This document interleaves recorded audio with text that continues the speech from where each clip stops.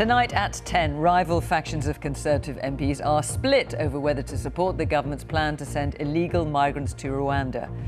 Rishi Sunak's Rwanda bill, a key plank of his premiership, will be voted on in the Commons tomorrow.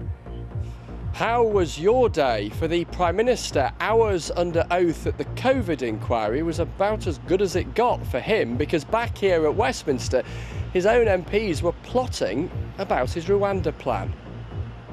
Hi sir, how's it going? Not so well. Talks at COP28 to go on through the night as a draft deal that excludes phasing out fossil fuels is met with outrage. Ukraine's President Zelensky is in the US asking for more money to fight Russia, money held up by a row in Congress. On one of the busiest postal days of the year, how some areas can wait months for Christmas cards to arrive. One of our neighbours bakes a cake. That's the prize for getting the last Christmas card. Hi, Barbie! Hi, Ken! Hi, Barbie! Hi, Barbie! Barbie leads the way with nominations at the Golden Globes. But are the awards still as important in Hollywood as they once were? On BBC London, the homeless man who says he was made to feel like nothing. We hear how he's coping after he was hosed down by a security guard in a video which has now gone viral.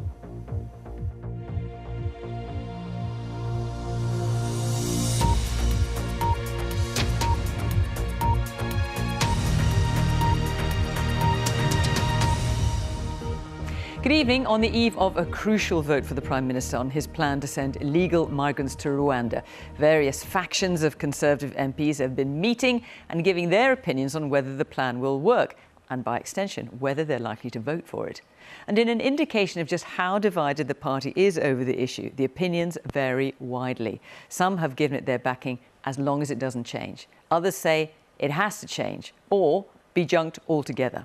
Well, our political editor, Chris Mason, is in Westminster for us. And Chris, this plan is something that Rishi Sunak has made central to his premiership, but he's struggling to get his party to back it.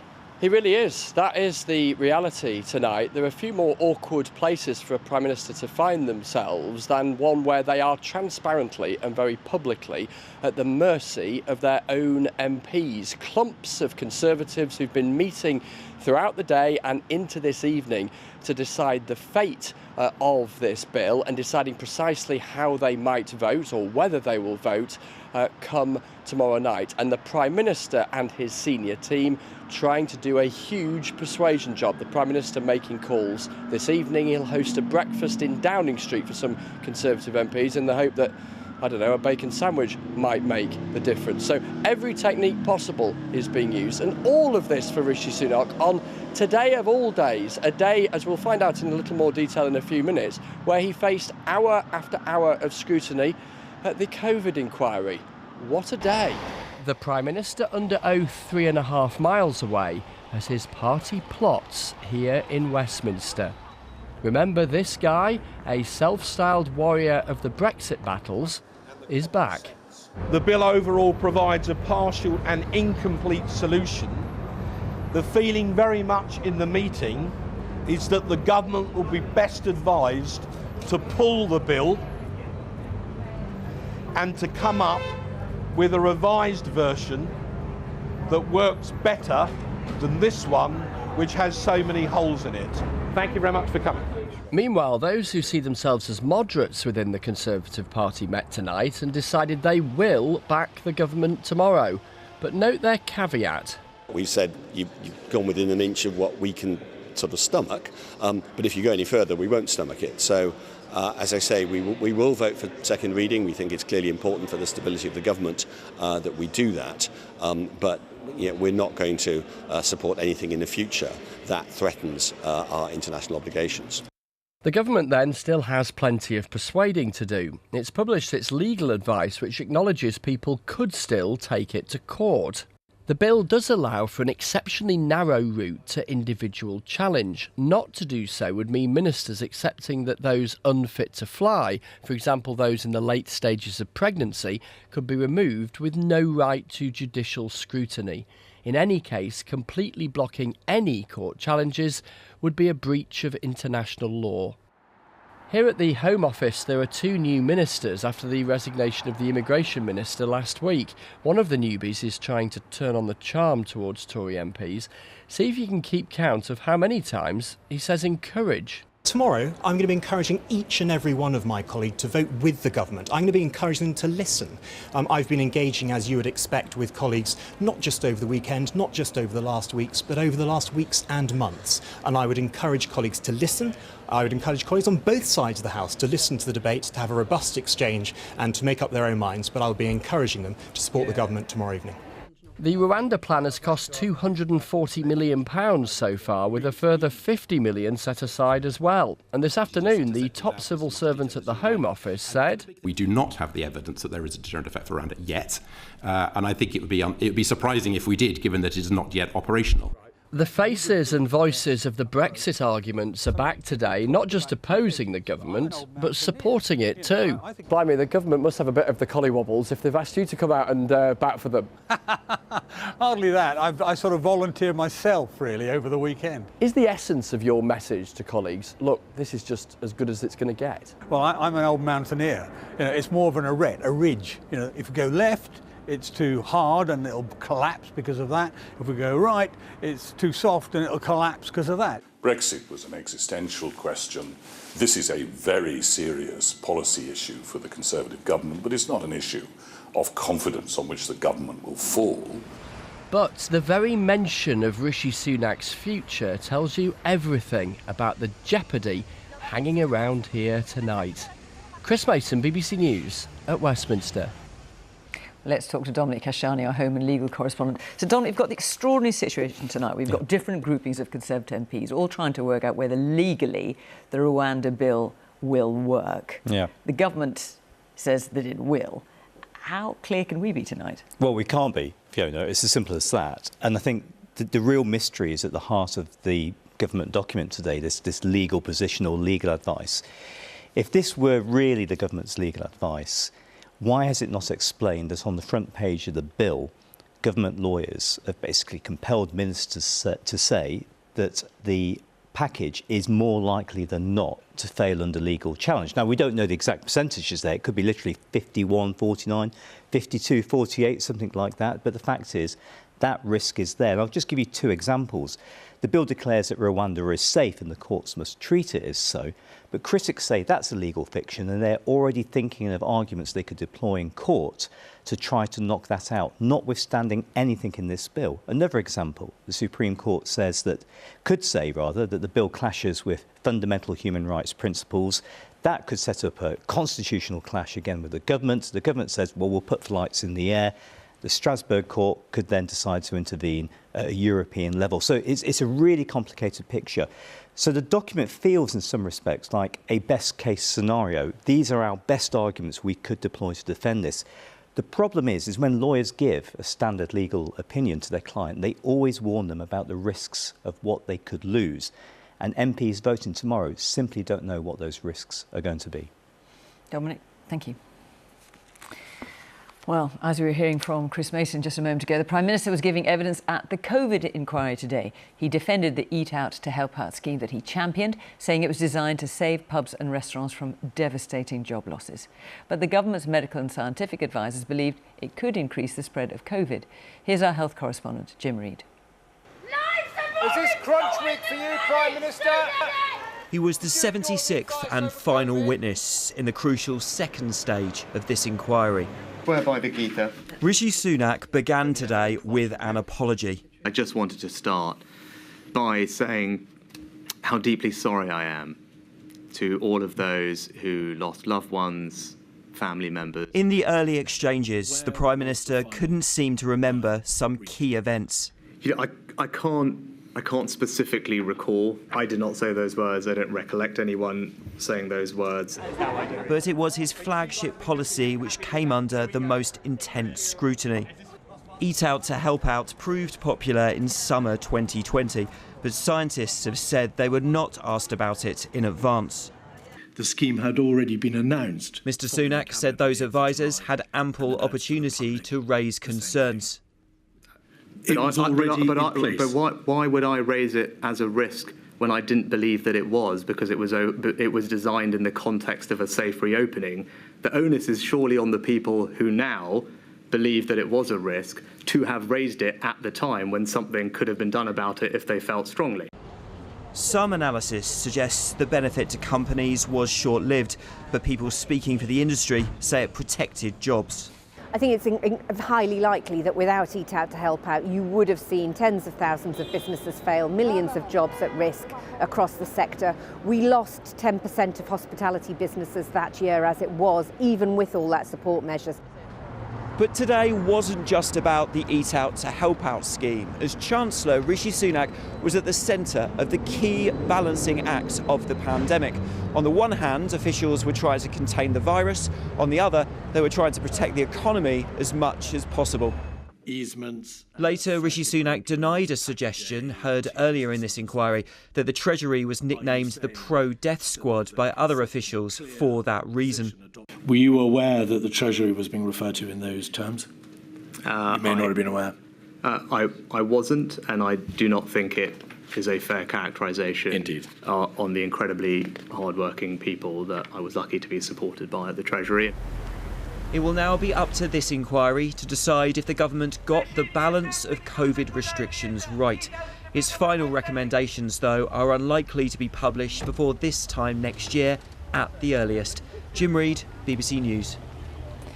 Let's return now to Chris Mason in Westminster. And Chris, the Prime Minister has had a heck of a day, and he's got a big vote tomorrow with his Rwanda bill.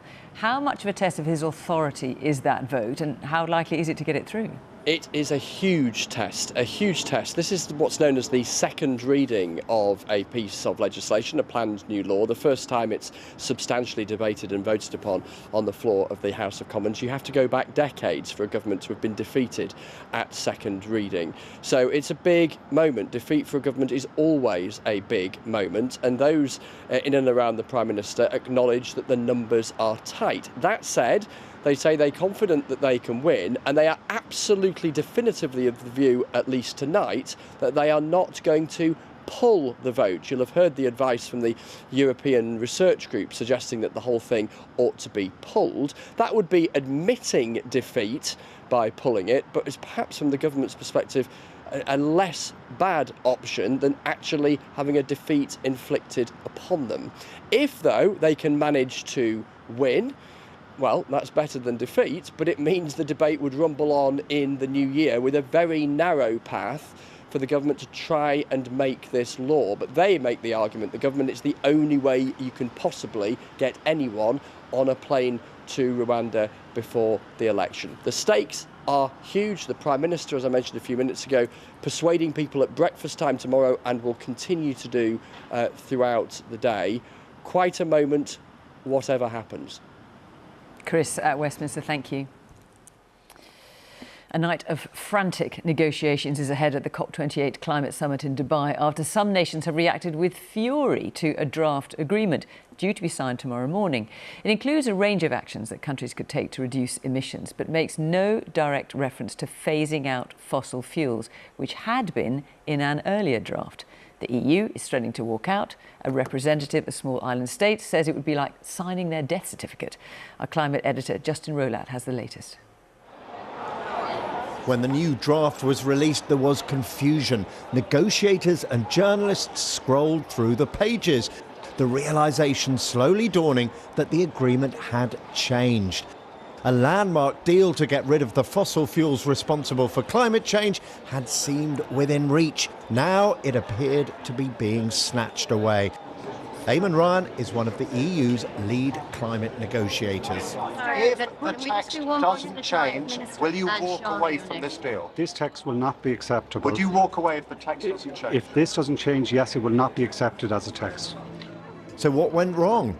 A group of oil-producing nations, led by Saudi Arabia, had openly opposed the deal. They said there wasn't enough to compensate for the losses they feared they could face. You need me to change? Of course, I'm ready to change. What is your support? Please, we are boring of talking. We are victims. If you want me to change, you should support. Politics can't always be pleasant.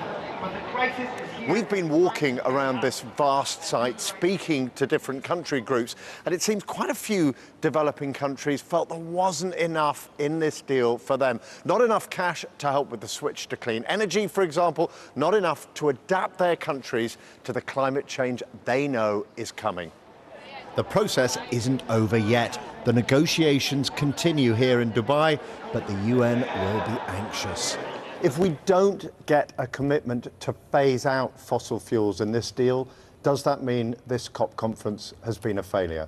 A central aspect, in my opinion, of the success of the COP would be for the COP to reach a consensus on the need to phase out fossil fuels in line with a time framework that is in line with the 1.5 degree limit. We certainly don't have that at the moment. Hi sir, how's it going? Is it going through the night? Not much sleep for the president of COP28 then. And after almost 30 years of these summits, it appears the world is still a long way off a final deal on phasing out fossil fuels. Justin Rolat, BBC News, Dubai. Intense fighting continues in Gaza, with the battles most intense in 3 places. In Jabalia and Shejai in the north, and Khan Yunis, Gaza's second largest city to the south. Today, Israel's Prime Minister Benjamin Netanyahu described the moment as the beginning of the end for Hamas, designated a terror organisation by the UK government. Our international editor Jeremy Bowen assesses what Israel's strategy may be and its chances of success. Taking cover on the road to Tel Aviv from rockets out of Gaza, air raid sirens, and the activation of Israel's Iron Dome anti-missile system. Most of the time, life looks pretty normal here in central Israel, but everything changed with the 7th of October attacks. Their fear shows the depth of the collective trauma Hamas inflicted on Israelis. Iron Dome took care of most of the rockets, but one man nearby was hurt. The fact that Hamas can still attack means that it is not beaten. We were going to Tel Aviv to see the man on the left, Amos Yadlin, a veteran fighter pilot, Air Force general, and former head of Israeli military intelligence who still advises his successors. He insists Israel doesn't kill Palestinians indiscriminately, and says the US and UK killed more civilians in Iraq and Syria. Israel is having a better ratio of terrorists to collateral damage than the Americans and the Brits has in Mosul and Raqqa. But what about the civilians? So when I say collateral damage, I'm speaking about the civilians. There are more civilians for terrorists killed in Mosul and Raqqa than in Gaza. Please go and check the numbers. Why is it that the Americans, your most significant ally, are saying that Israel is killing too many Palestinian civilians? They want it to be done without any collateral damage, without any humanitarian crisis. If they have the formula how to do it, please help us to have it. This formula is not exist. Will this lead to a lengthy Israeli occupation of Gaza? No, we don't want to occupy Gaza. We don't want Hamas to be in Gaza. We don't want to occupy Gaza. One reservation: there will not be a military power that can repeat the 7th of October attack on Israel. And the future for wounded civilians in Gaza's last few overcrowded hospitals? Maybe amputations or death, as they're not getting the follow-up treatment they need. Rafik, aged 14, thought he'd die when he was hit in an airstrike in a district Israel said was safe. He has shrapnel in his body and he can't get life-saving stomach surgery here. Rafik often vomits and he can't feel his legs.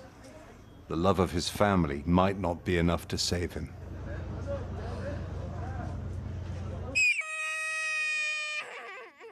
Alas Super has just been wounded for the 2nd time. She says they cut my hand. My grandpa was killed, my dad was shot, and my brother Beso is dead. She's asked what she wants. A new hand. Jeremy Bowen, BBC News, Jerusalem. Ukraine's President Zelensky is in the US today, making a plea for crucial financial support in his country's battle against the ongoing Russian invasion. Funding worth billions of dollars is being held up by a political row in Congress, with Republicans demanding concessions on domestic issues first. Jessica Parker has the story. He's here on a rescue mission to liberate billions of dollars in defence aid for Ukraine. Money that's become ensnared in arguments amongst US lawmakers. If there's anyone inspired by unresolved issues on Capitol Hill, it's just Putin and his sick clique. Overnight, a fresh wave of Russian missile strikes crushed buildings in Kyiv and blew craters in the earth.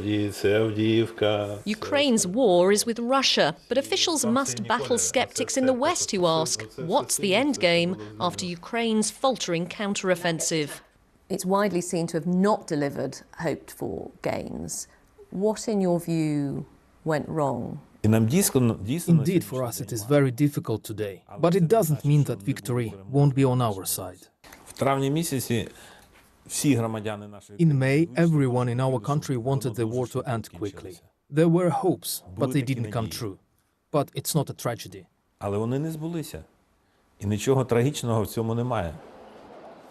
is now a big question of what next, even with Ukraine's obvious will to endure.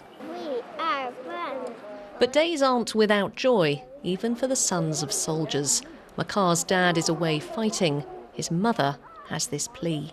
Russians are too much, and they do have a lot of weapons, so we do need more and more and more. Like, without the support of the United States, I don't know what would have been here.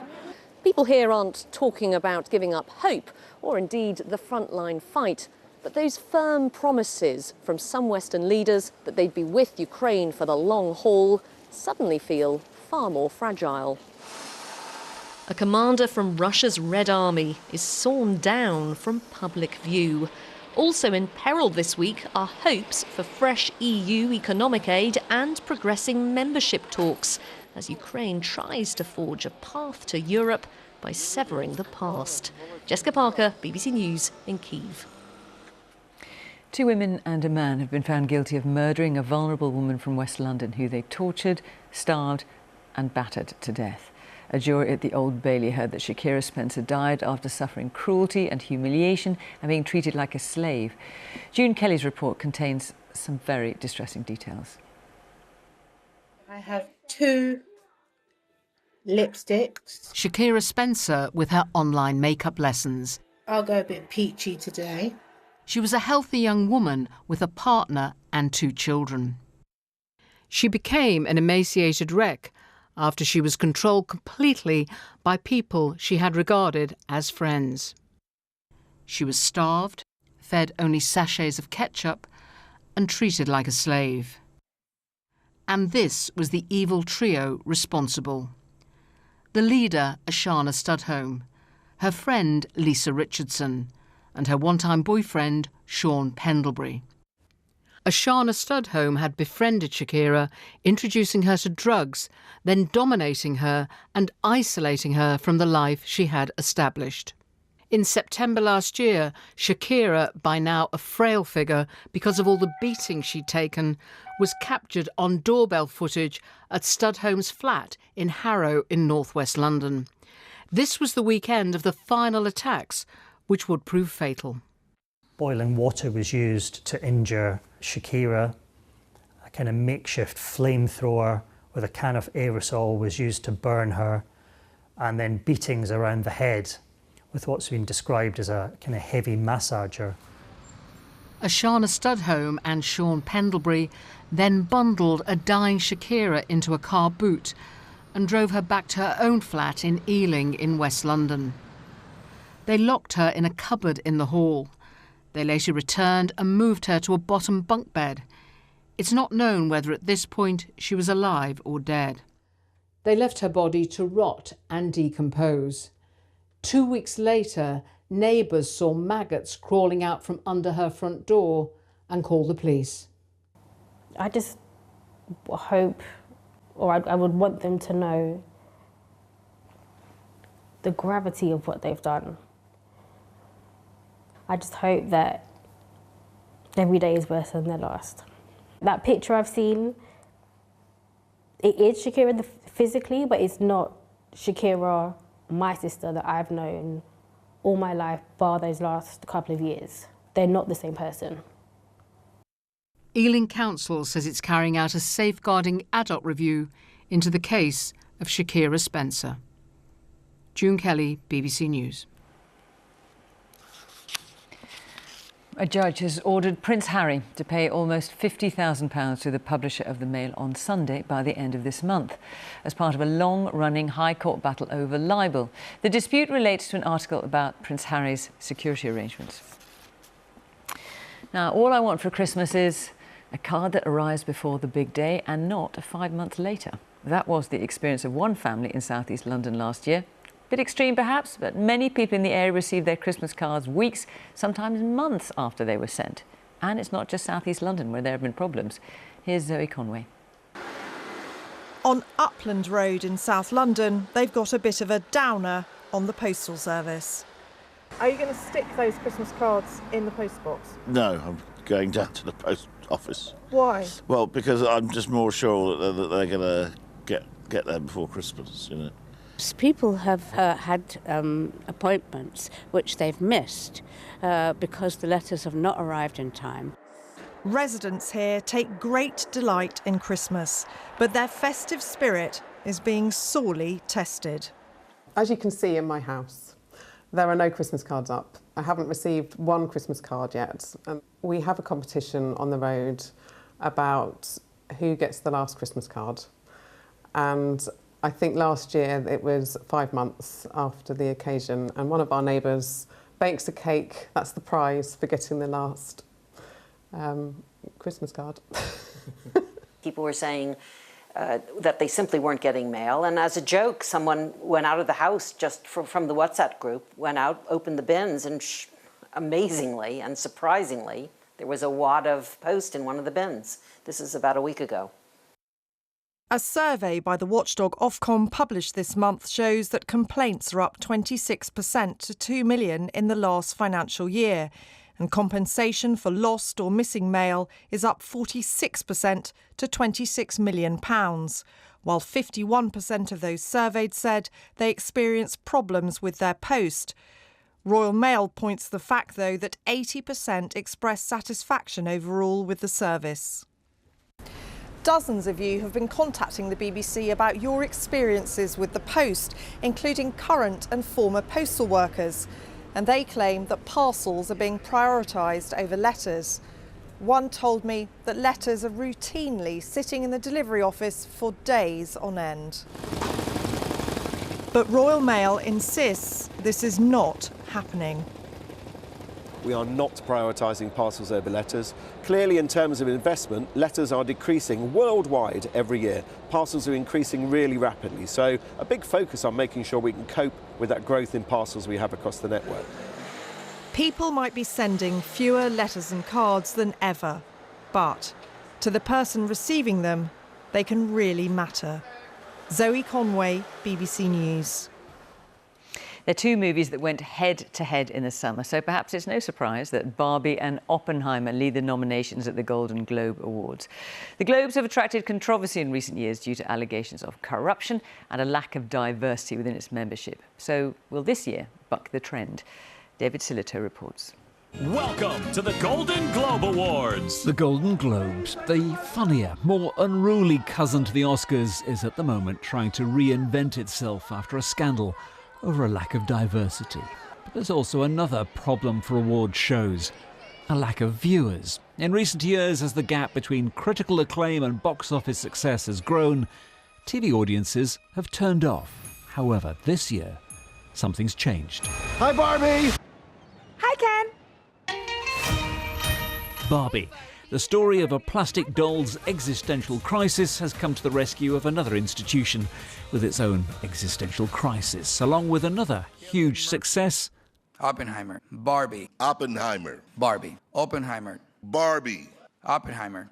Oppenheimer, the third biggest movie in the world, is only just behind the #1 box office hit in the list of nominations, meaning that most people in the TV audience will have at least heard of the frontrunners.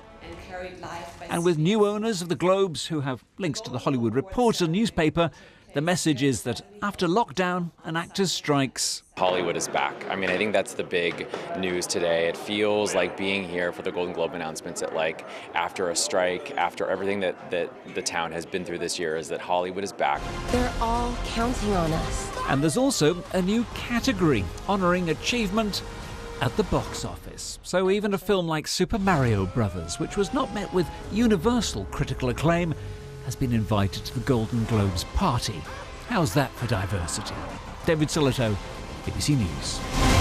Wahoo!